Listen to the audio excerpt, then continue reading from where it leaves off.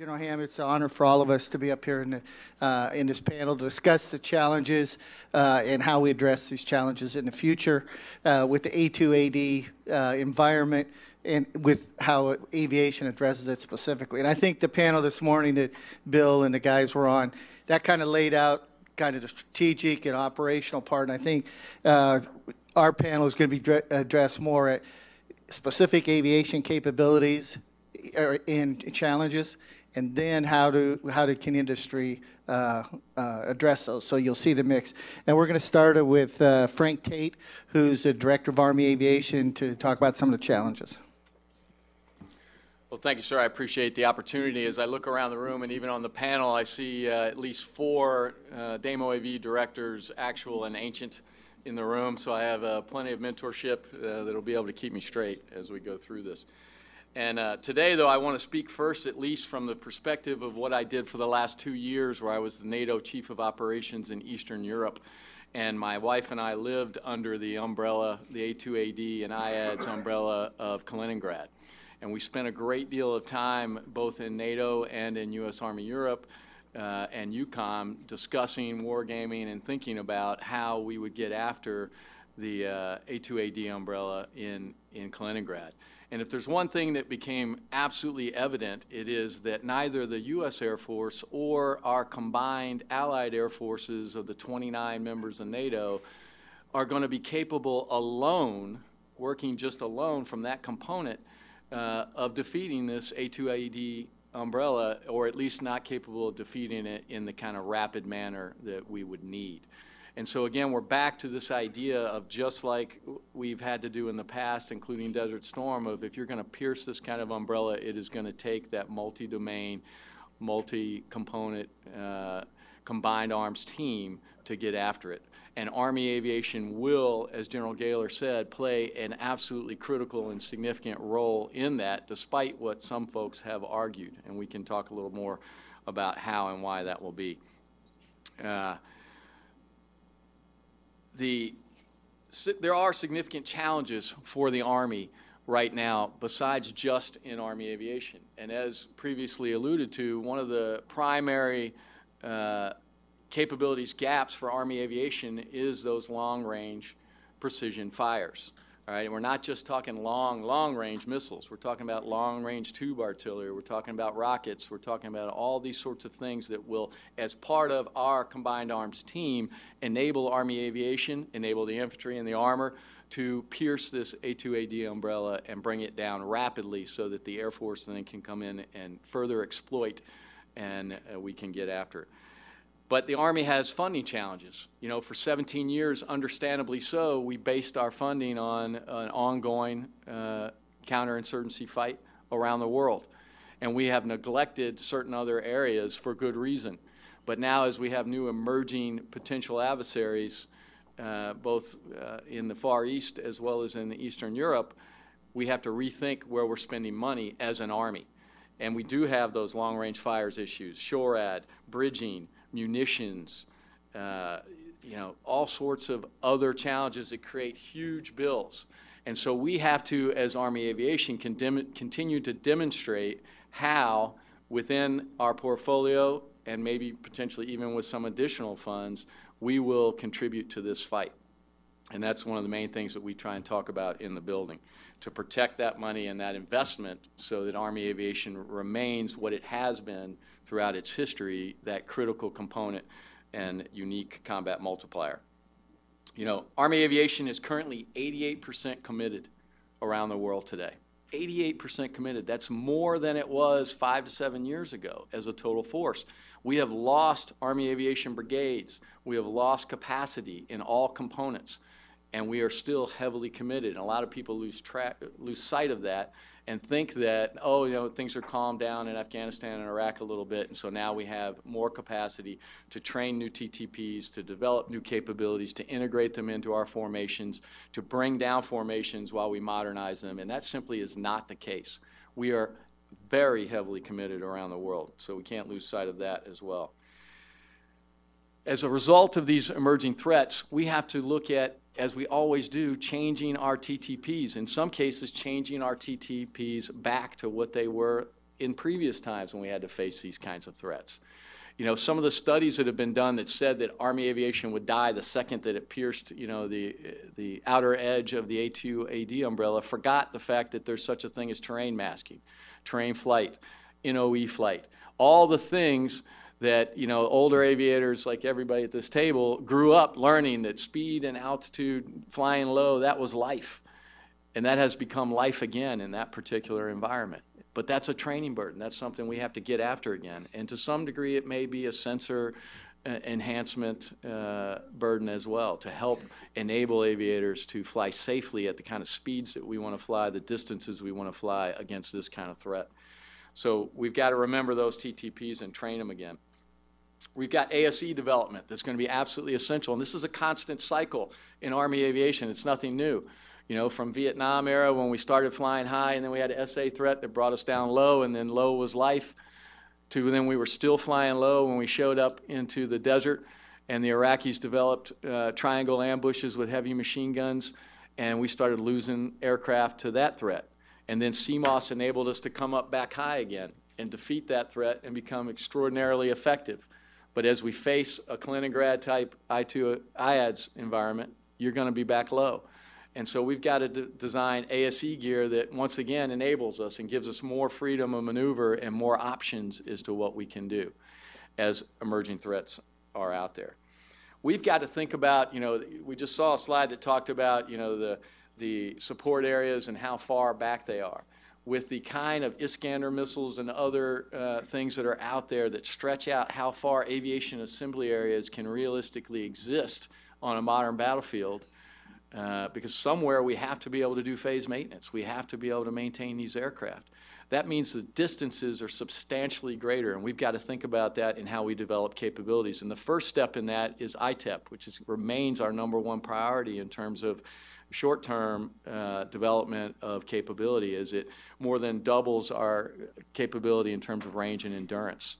We've got to get that for our existing fleet as we develop future vertical lift platforms that will have that inherent in its capability to start with. We've got to think about FARPs. You know, the current idea that we have all over Afghanistan and even Iraq, where you have these 100,000-gallon FARPs that sit in one place for months and years, is not a valid concept in the kind of warfare that we're talking about. So we've got to go back to what many of us grew up with highly mobile FARPs. But then what's our ability to communicate that in the constant changing FARP positions so that formations still are able to land to those FARPs and refuel and maintain their capability to take the fight to the enemy without running out of gas stuck somewhere on the battlefield and become part of the problem. So these are old TTPs that have to be trained and developed again and maybe be enabled by technology as things like even unmanned FARP capabilities and things of that nature. PNT, position, nav, and time. The enemy will seek to take away some of the advantages that we have in the current fight in terms of GPS-enabled munitions, GPS-enabled aircraft, and nav systems. How to develop the capability to maintain that advantage in a denied environment, and we got to think about that.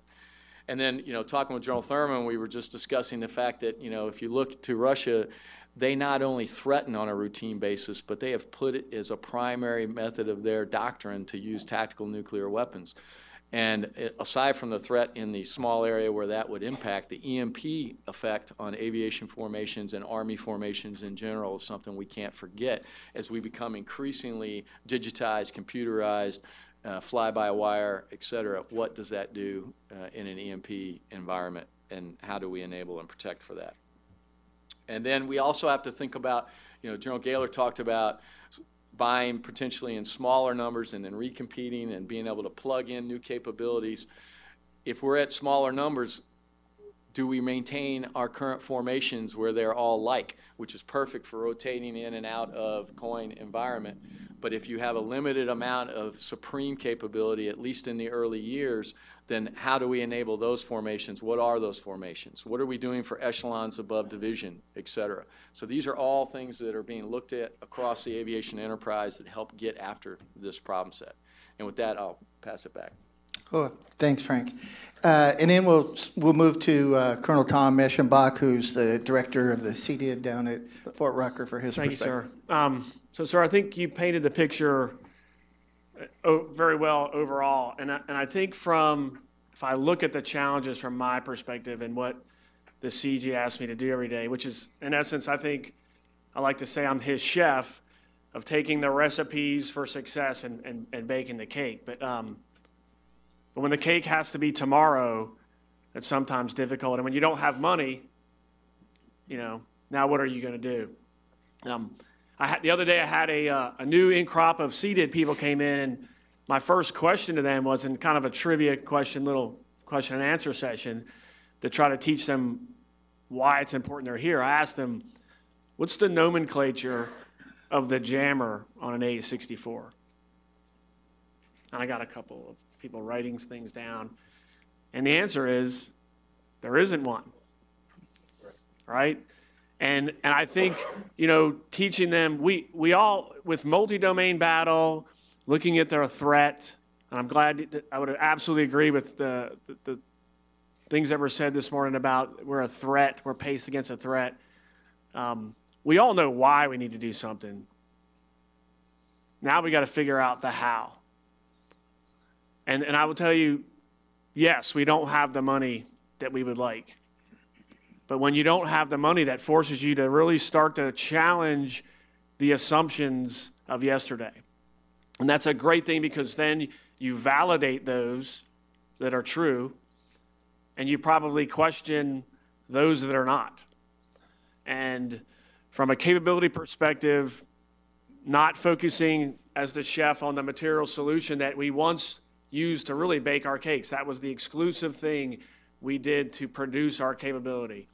Now we have to really ask ourselves the question, with less money, how can we turn those dials and how I can deliver those capabilities?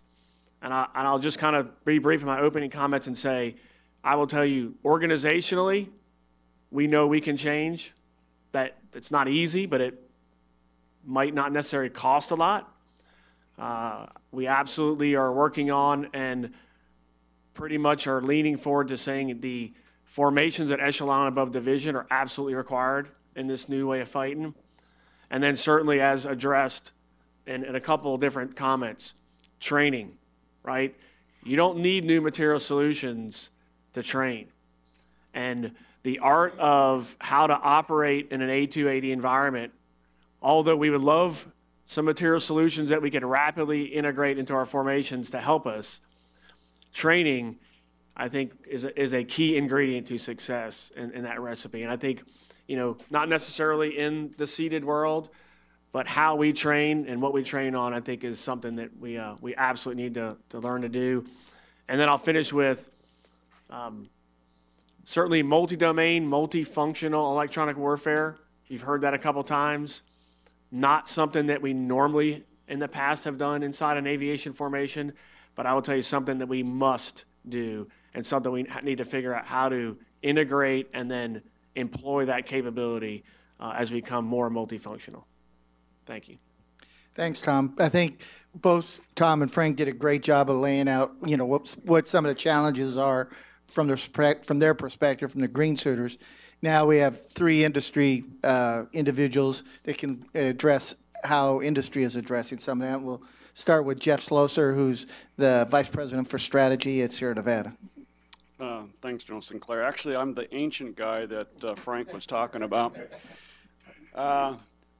It's striking to me today, and if you're of a certain age out there, and there are several of you that are at least as old as I am and maybe a little bit older, what we heard so far, I think, is a super lesson for those of you that are still in active duty, whether you're a general officer or a non-commissioned officer or a warrant officer. And that is that you have to be really careful about the things that you're asked to do and realize that they do have long-term implications. What General Tate's talked about is going backwards almost in time to take TTPs that we knew before and apply them to a current fight or a current way of operating.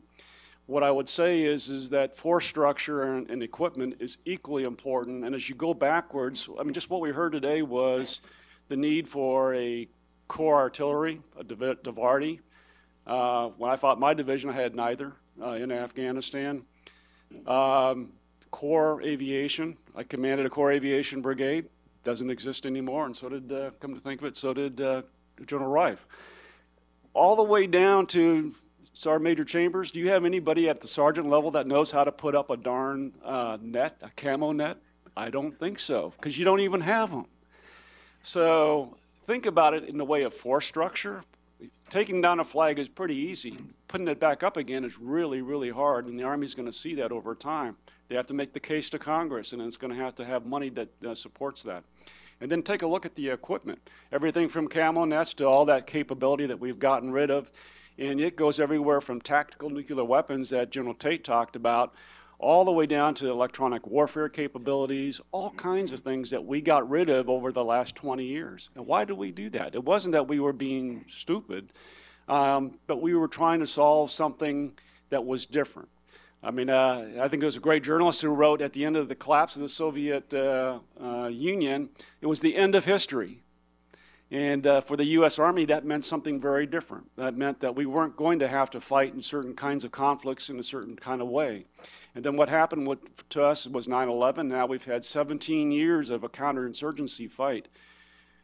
You know, I don't know how many out there think that that's done, but I haven't heard very much about that. But that's taken up a good amount of our capacity right now. And I'm here to tell you, I believe it's a multi-generational fight. I mean, I just started jotting down the countries: Syria, Libya, Afghanistan, Iraq, Somalia, Yemen. We have forces in all of those places. The U.S. Army does. Nigeria is another one that's continuing, and we're trying to support them. I could go on and on and on. So that's not going to go away. So if you think that counterterrorism and counterinsurgency, we can ignore that, I'd urge you to say that's not the case. And so we're going to have to keep those kinds of capabilities as we address this very complex near-peer competition that we are facing, that General Tate's just lived with in the previous 2 years before taking over as Director of Army Aviation. So keep that in context. And I think in many cases, we have got to do a better job of having a narrative that includes the American people as well as Congress in these funding challenges that we're facing, because we're going to be asked to do both things simultaneously as we go forward. How can industry help? I just jotted down a couple of ideas. And I think you heard a lot of them today with General Gaylor as well as the team that was up here before. Pull incremental solutions from into current programs whenever possible. You know, we used to talk about spiral development. I'm not using that term, but I am saying you can pull things to the left at a small level. And I said I wrote fielding relatively low number of ship sets to address EW, ELAND, PNS, DVE, and a whole variety of other different issues that we are lacking the capability to do is what we want to do. This is going to require some non-standard acquisition practices, and we're going to have to empower some of these organizations that we have just recently stood up with actual money and resources. I could say the RRCO, the Army RCO, there's a DOD SCO, but we're going to have to try to give them the capability to beat this 15-year acquisition cycle that General Gaylor and others have talked about. Another thought, understand that the pace of innovation, I think I heard this as well, exceeds the pace of the requirements build and the programming and acquisition. So that means that we're going to have to pull imperfected but promising capabilities to the left. You know, what I wrote down, and again, a lot of this is being echoed this morning, was use OMS and FACE capabilities, use common backbones, so that you can do, and plug and play is an overused term, and it's really hard to do in many cases. But we've got to actually achieve some kind of a capability to do what I've just sort of described. Finally, near and semi-autonomous capabilities, sensors, weapons, such as longer range and non-precision weapons and missiles and things of that nature are going to be critical to us. We can't wait 15 years for them. We're going to have to find imperfect, but solutions that can address good enough for right now and get them into the force in small numbers probably, because we're not going to be able to afford the timeline for the larger ones. And then finally, if the JMRTD is successful, then try to do something to move FVL to the left, whether it's one or two different capability sets. I think what is going to be critical again here is the narrative that the Army has with the Congress and the American people.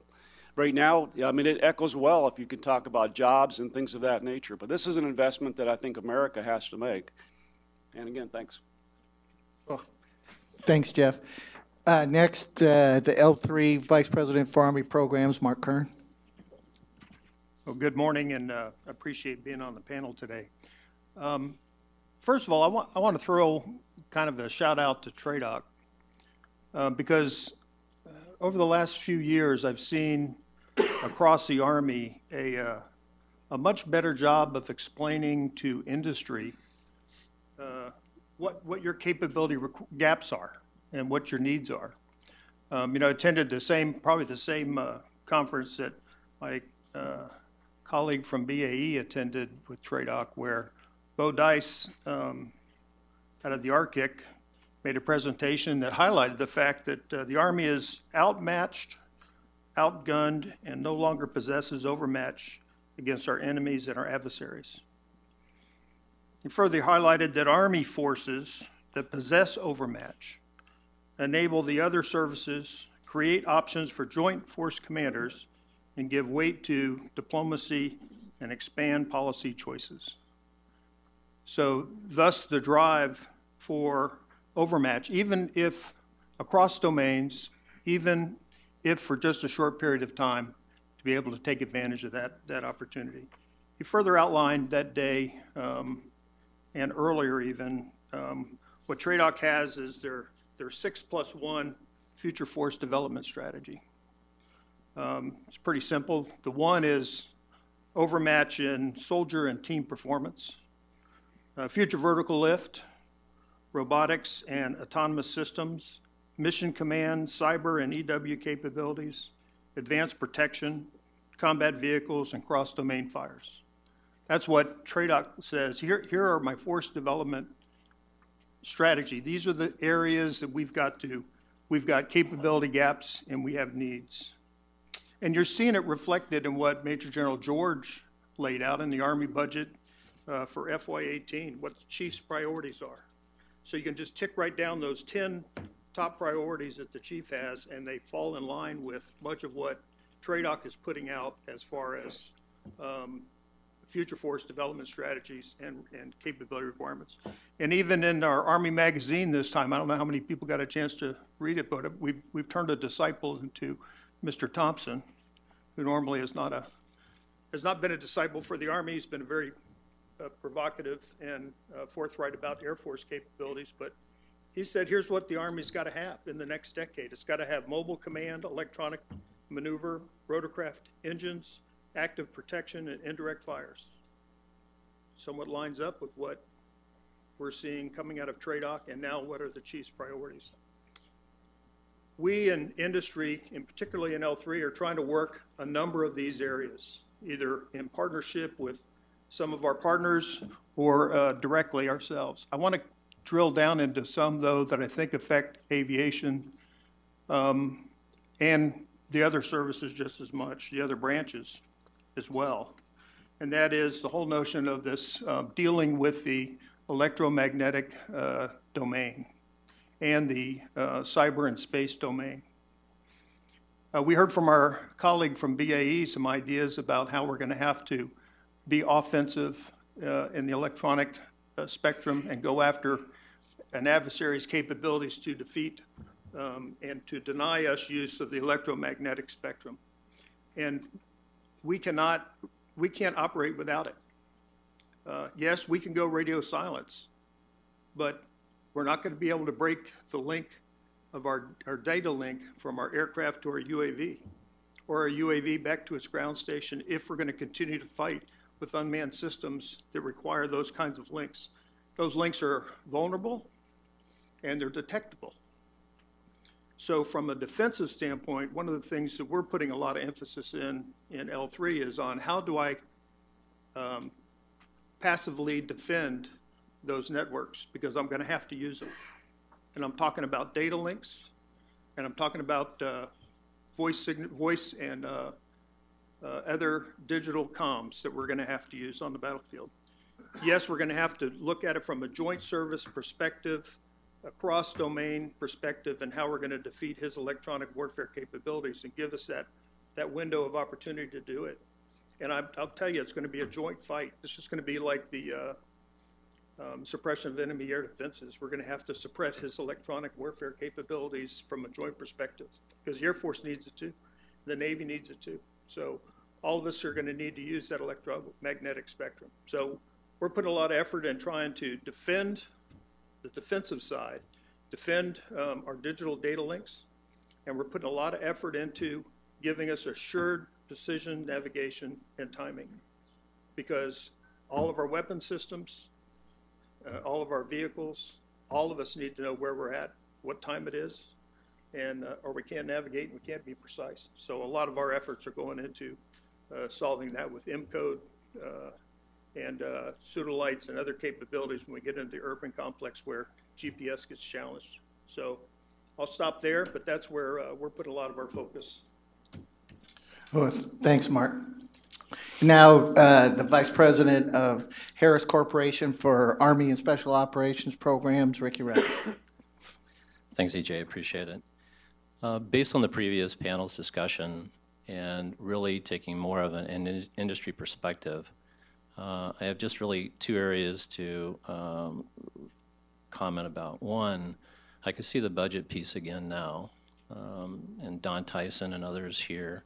From the FDV perspective and what you're going through, when you have a $7.6 billion portfolio that's down to $4.4 billion, when you're looking at ITEP or FVL, when you're, to Bill's comments about transitioning the Apache and the Blackhawk, where 58% of your money is, into future vertical lifts, you're going to have to ramp that down, transition it, bring it back up again, to try and to work through the force structure implications that Frank and others would help you with in the building, because you don't have sufficient force structure to really do what you need to do.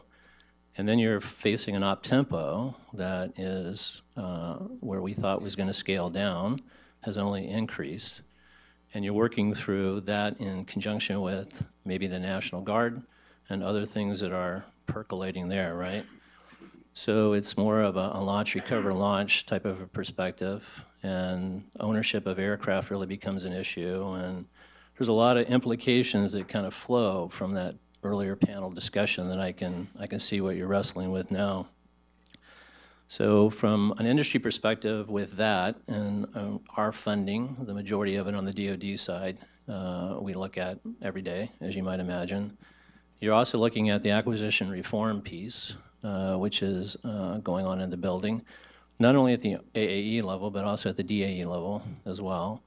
So there's a lot of concern there. To Bill's comments too, on how you have to integrate that with industry and the GR piece and what goes on the Hill, there's a lot of churn, right? So within that context, from just purely an industry perspective, as we look at that every day, there were a couple things that kind of struck me that I thought would be worth just a brief discussion or maybe questions about. Number one is, particularly from the Army level, you have to maintain a trust with industry. So you're looking at that, and you're thinking which programs you might curtail, which ones you're going to scale back, which ones you're going to slow all the way. Maybe you break a multi-year, maybe you don't. There's a lot of pieces there that you kind of look at. But that relationship with industry and staying tied to industry is absolutely critical. I mean, there has to be a business case from our perspective. There has to be a return on the investment. We put, strictly here, just within Harris, 5.3% back on our IRAD, back into every program that we've got across our programs. We also take our capabilities, as does the rest of industry. So where we might be doing apertures within our space business, you know, we pull that forward, and we will take that kind of a capability and put that back into one of our EW programs. Those kinds of things are critical for us. That return on investment, that trust relationship is very, very important. To break that to the degree that you may have to in the future really becomes an issue. Why? Because what will happen is you'll drive the industry down to one vendor. You'll be on a vendor lock on a certain capability. And when you do that, and you don't have the business case, and you only have one vendor, then it becomes a real issue for you, right? Because that's just the way it is. If you go to two, and we've had this LPTA discussion, and you're doing competing task orders, what happens there is you drive us down to, through an LPTA, competing those to no margin, and you look at that and you go, well, is that a business that I want to stay in? And you've seen some large companies make decisions like that, particularly if it's outside of their core capability. So they'll say, well, it's not important to me, and so I'll defer that and we'll go someplace else, right? The other thing, too, is capabilities. Yeah, it takes a long time, again, to Bill's point, to do the whole fleet, but I'm not sure I'd walk away completely from commonality. Commonality across platforms is important to maintain dual vendors, particularly if you're doing, like, say, radios or other things where you want to have a common mounting base, things like that. And you can also run the requirements piece of that, so you can actually have a common platform to work from, but at the same time maintain the individuals and compete the programs. So it's something you got to kind of consider from the industry, because we're at least on the public side, our shareholders drive where we're going to go, and our boards, and that's important to us, right? The other thing, too, is ECPs. It's a lot easier to ECP the program than it is to try and introduce entire new capabilities, which is kind of what Bill had said earlier. And the technical interchange that goes on there, being able to introduce those technologies, particularly, like John said, on the soft side or otherwise, is also very important. So as you look at that. And then the last thing is kind of in an overall, again, industry perspective, is you're a critical customer. We want to make sure we got the requirements right. A little bit to what Mark had said on the TRADOC side, making sure that the requirements are there and being able to work through those requirements expeditiously, maintaining that is also very important to us. And then I guess the last comment.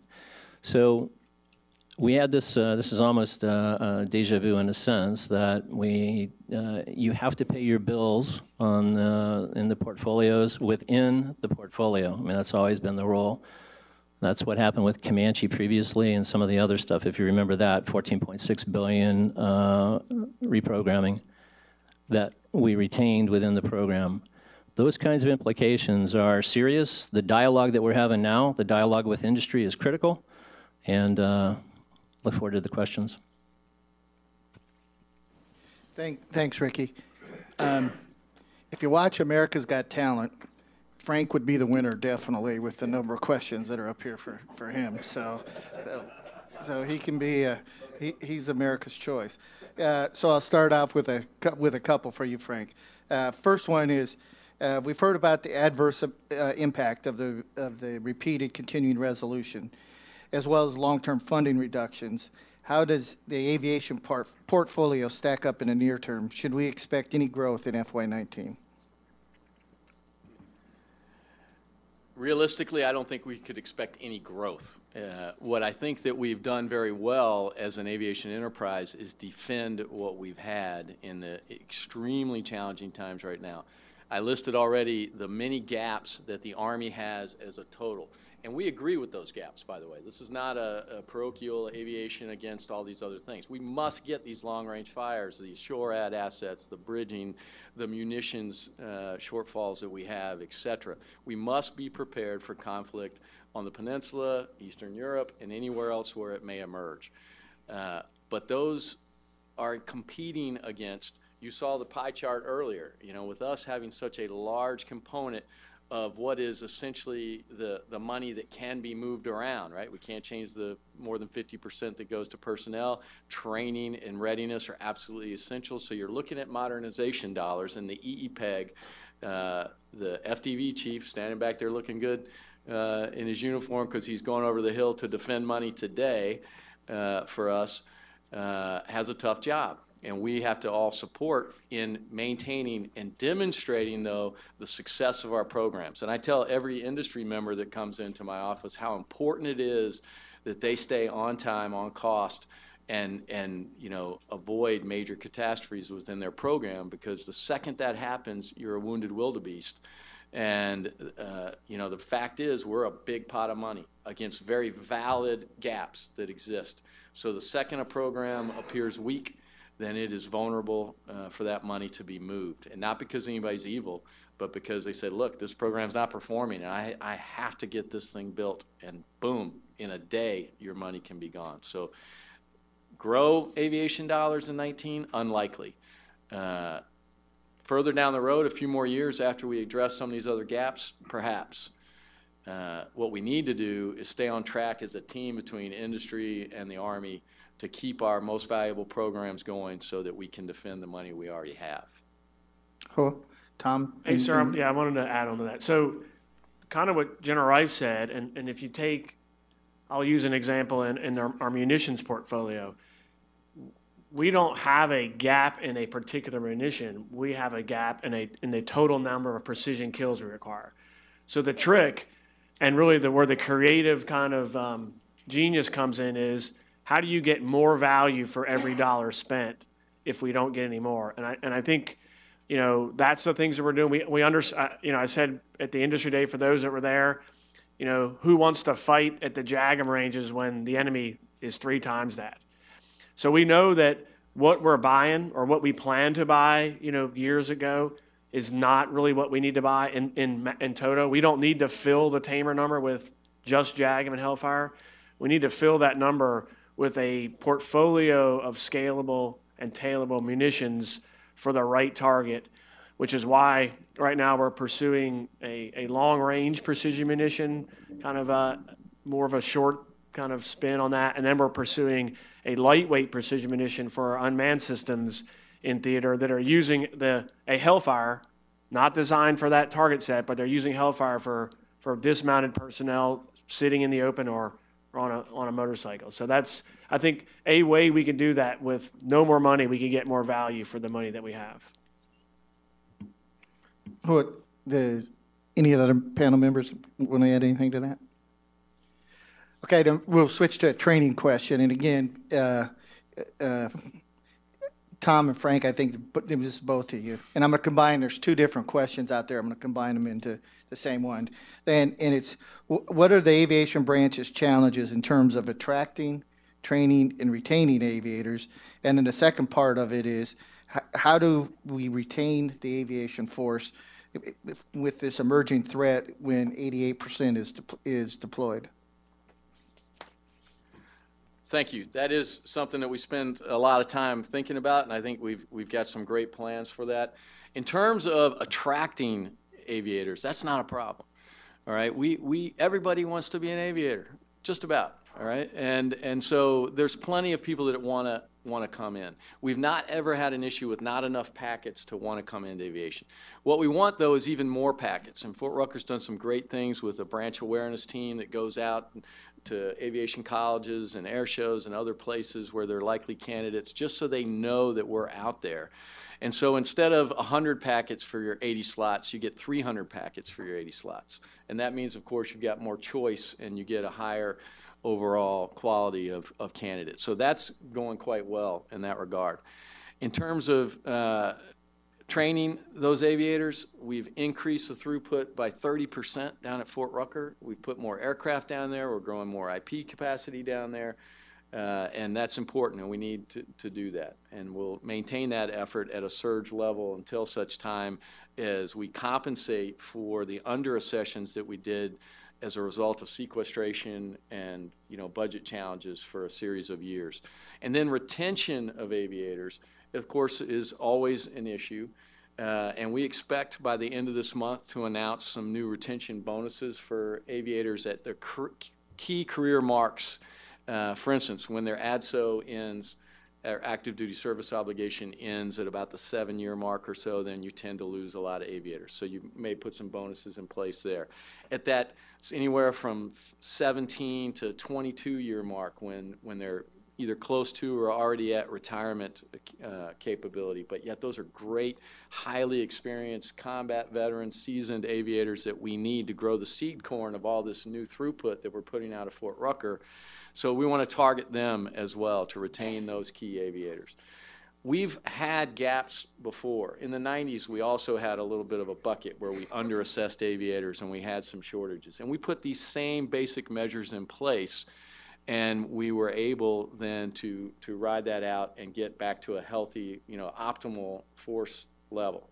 But it's important that everybody also understand that right now, as we sit here, Army Aviation has 110% of its authorized Army aviators.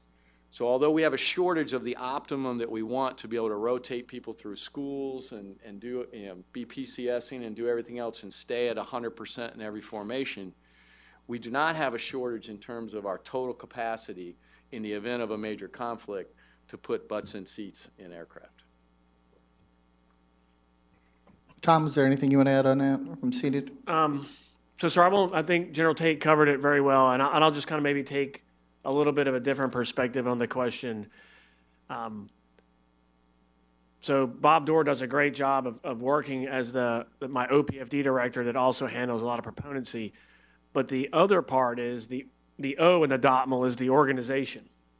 And I think the question that we could ask ourselves, and something that we're working on right now is, so if we are stretched very thin, and we just had a good last 30 minutes talking about all the demand signals, how can we optimize our aviation formations to answer all these demands and not trap capacity? And I was glad to hear General George say this morning that I think if we look at the future and we try to solve this wicked problem, the one-size-fits-all cab, I will tell you, does not answer the future requirements. And then now the challenge becomes, how do you change in mid-stride with that 88% committed number? How do you stand up in echelons above division aviation formation without taking one down? Because we can't afford to do that. You look at the numbers. General Gaylor mentioned the UH-60 number, 2,135. I'll add on the Chinook number, 542. So my Auburn math puts that roughly at 2,600. Our Apache numbers are 767. So does the Army demand that much more lift than it does attack? And oh, by the way, that 767 is not only attack, it's the recon portion now, because we lost the 368 Kyle Warriors. That although we had a great idea that unmanned systems could mitigate that, it doesn't fill that gap. So I think as we go back and we tweak that O number, I think I hate to say it like this, but you can get more from the same. They just might be different flavors and figuring out how to do that. The only question on that is being Auburn math, but anything from Auburn we question, so roll tide. Well, okay, we'll give you two a break for a second here, and this is for Jeff and Mark and Ricky. Intelligence and target acquisition with Army fixed-wing aviation. How do you see it evolving to meet the new challenges, the old and new threat in this old and new threat environment? Well, I'll start off. It's already evolving to some amount that I find very satisfactory as far as being an old division commander in Afghanistan. When we were there, we could not see we could not tell using J-stars and the current capability that we had, which was really just one airplane and one PRED. That's all I had as an RC East in 8 and 9. We could not tell the difference between a camel, a mule, or a insurgent going over the passes in between the frontier of Pakistan and into our AOR inside of Afghanistan. The Army's come a long ways. We have 24 aircraft out there called EMARS. Several of us work together on that as far as our companies go. I'll highlight one called EMARS V, which is the Vadar. And they took the JUONs that we helped write, I helped sign, to be able to understand what is in fact going over those passes at below 3 kilometers per hour or around 3 kilometers per hour. And be able to discern, is that a mule, is that a camel, or is that potentially an insurgent? And the Vadar system over there that is flying in Afghanistan right now is flying 400 hours per airplane per system a month, and that's probably too much. So I would indicate we've got a pretty good system for that fight. Remembering how I started my pitch before is I believe counterinsurgency, counterterrorism is not going to go away. We're going to have to do that as well as a near peer competitor.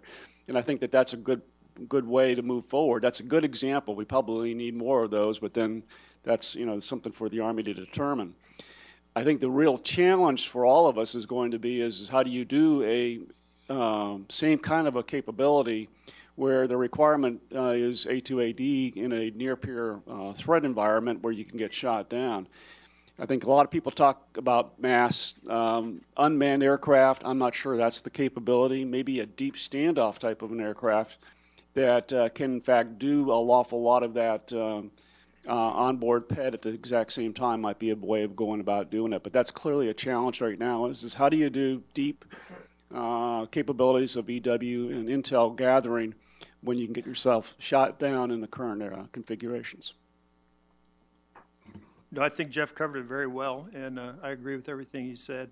That is going to be the challenge, though. I mean, it's in the current environment, in the environment where you have air superiority and supremacy, it's a great capability. We do have to address the challenge, though, when we don't have that with those kinds of platforms. So I think on the fixed wing side, similar to what Jeff was just talking about, I think the real issue, though, is more on the UAS side. So splitting it out, let's just say TAPO on the IGE, if you fly it at 40,000 and you're out of range and you augment with an LPI, LPD capability, a little bit about what Mark was saying earlier, to be able to maintain the connectivity in a denied environment. We're also augmenting space right now. So there's a lot on the small sat stuff that, we could go someplace else and talk about that also gives you a capability. You're going to have to operate there. You're going to have eyes forward. You don't have the reconnaissance element like we talked before, and you're going to have to maintain the connectivity on the man-to-man side. That's going to be sharing situational awareness, because that's really what you're going to be doing. And then internally within the formations back, you're going to have to share whatever comes forward. The other piece of it, too, is the joint environment, right? So the joint interoperability, like we're putting into the Apaches now with an STT Link 16 capability, that's also going within our, on the TAPO side with the 160th. You're going to have that kind of a capability to maintain the connectivity within Link 16. So as you look to the future and you look at an IADS, A2AD kind of an environment and a denied environment, those kinds of capabilities are where I think we're being driven, primarily on the UAS. Last thing, the IGE provides a lot of capability increase. The Gray Eagle, maybe in the future as we get there. But we can still be able to do that kind of interoperability if you make those kinds of changes to maintain that connectivity. That's it. Okay, thanks. Frank, we're back to you on this one. And Tom, I'm sure you'll have some comments on this too. Is the FDL solution to aviation modernization no longer the best course of action? And if not, how and when will we stop expending precious resources in that in that pursuit and reallocate those resources toward a different approach? Yes, it is still the best solution, first of all. So Army Aviation, I will tell you that just about anybody you talk to, whether it's at OSD, the Joint Staff, or Congress and the various important committees that we work with on a routine basis, what they will consistently say is that Army Aviation, by far and away, has the best modernization plan of anybody in the Army and potentially anybody in DoD. Because we're embracing certain realities. You have to incrementally continue to improve and address issues with obsolescence and whatnot in your legacy fleets that you still have, which we are doing. All right, and we have clear programs for that incremental growth, like ITEP, a very important movement forward. You have to, though, continue to look forward, but work with industry and do things like relatively low-cost tech demonstrators, like we have coming forward. We're looking forward to see our tech demonstrators flying here in the coming year. That then demonstrate the validity of leap-ahead technologies that take the physics of vertical lift to a whole nother level that we need to get after the capability gaps that have been discussed here today. And then be informed by now not just a promise in simulation and modeling, but an actual flying demonstrator of that technology, then you close in on your actual requirements and put that out to industry, now knowing what is really not unobtainium, but rather achievable, and get to more rapidly an actual product on the street. And we're focused on reforming how we do our requirements process so we can do that much faster. Do it in a way that is smart, that'll get us what we want, but is not so constraining that you possibly throw away things that were achievable more quickly and are still a giant leap ahead. We're also committed then to refining how we do testing and integration. And General Gaylor's talked today about that system architecture that we would control to speed the ability then, once you've sort of bought the truck, if you will, the future vertical lift aircraft or several aircraft if need be, that you can more rapidly integrate without years of testing and even billions of dollars in some cases, different weapon systems, different sensors, different mission equipment packages, but rather it's plug and play like a new printer would be into your wireless home. So all of those things are a multi-layered and tiered modernization plan that, again, I was just at Senate Armed Services Committee and folks were telling me that this is the model for the rest of DOD. So we are going to drive on with that. There are funding challenges with that, but as long as we consistently perform, I'm confident that we'll be able to win those dollars because, again, we have strong support in OSD as well as in Congress. That'll help us. Oh. EJ, just a comment. When you said legacy fleets, immediately Hueys, Cobras, and 58s came to mind. I just wanted to make that. So I get the only really thing I would add to that is I would say absolutely. But it's, as General Gaylor said, it's not the individual variable of a future vertical lift platform, but the entire equation together. And when you look at the capabilities of a future vertical lift platform from all the variables, there's absolutely no question that we need that. We in TRADOC like to say that we do think, learn, analyze, and implement. We're really good at the first three of thinking, learning, and analyzing. And, just over the past couple of months, we've been doing a lot of intensive work with TRAC Leavenworth on the analysis of the future operational environment and what's required. And what has come out of that analysis is that the legacy fleets are good enough for a portion of the missions across all the scenarios. That's a good news story. We know we need to improve those, and as General Tate said, with a universal backbone, a level of commonality and upgradability, we can do that. But there are some very compelling threats out there in some certain scenarios that absolutely a future vertical lift platform and the variables that they could provide are absolutely necessary to do the mission. And if not, the Army, the ground maneuver commander, will not have the support that they require to accomplish the mission without it. Well, Tom, keep your mic on because this one's for you. There's been a great deal of interest in other parts of the Army and Department of Defense on directed energy over the past couple of years. Does Army Aviation have any interest or requirement for directed energy weapons in the future? So that very vaguely, yes, in the future, but I don't like to use, although that's in my wheelhouse, I don't like to use the word, do we have a requirement? Do we have a requirement to kill something? Absolutely.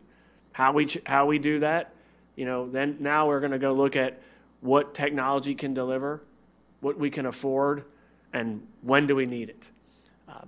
I'll probably better answer the question, like I said in the very beginning, is we absolutely need to go back and kind of wire brush our lethality strategy. And are we getting every value out of the dollar we spend in that portfolio and providing the ground commander the type of lethality that we require? And I would say that's not just kinetic effects. That's, as I mentioned before, that could be multi-domain effects, that could be electronic warfare effects. But the challenge is, and this is where I would tell you that TRADOC is challenged because we're asking ourselves to do something differently, And for people that did things the same for 20 years, that's hard. But how do we get convergence of effect? So is it an intel function to sense something? Is it a cyber function to do EMS effects? Or is it an aviation function because it happens to be on an aviation platform? And so we are a traditionally stovepiped way of doing capability development. And I will tell you that we have to do better to break those stovepipes to deliver capability faster, because if I would say, sir, just in your question, do we need directed energy? Yeah, but now how do I take a capability that's not inherently aviation, in this case multifunctional electronic warfare, and how do I employ it? Not just for the aviation perspective, but how can I do it for the Army in whole? And I think we're still trying to work through how we do that, because we're used to CDDs and CPDs are written at the center. They go to one PM, they go through one hardware division and gets funded, and that does that for years. And that's the old way. I will tell you the new way, it's 3 centers working together, with multiple PMs through multiple portfolios to deliver that capability. And I will tell you, we're not there yet, but we would certainly like to improve there. Cool. Anybody else want to make a comment on it? Okay, we got about 5 minutes left. The slow acquisition process is only part of the issue. The induction of new commercial off-the-shelf technologies into the NIE and other evaluations takes anywhere from 18 to 24 months to introduce a concept, plan, and execute. How does the Army speed this process up, Frank?